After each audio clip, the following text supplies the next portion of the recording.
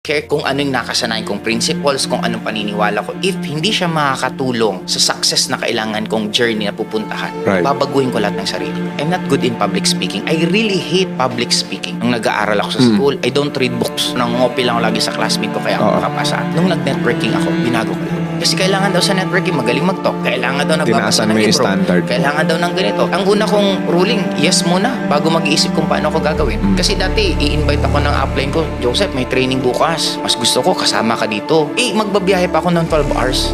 Ang unang sagot ko, yes. After nun, discarding pamasahe, yung chance passenger.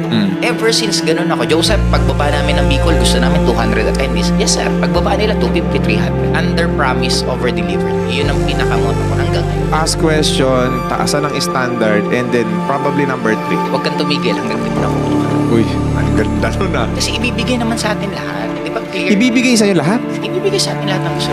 Hindi, bakit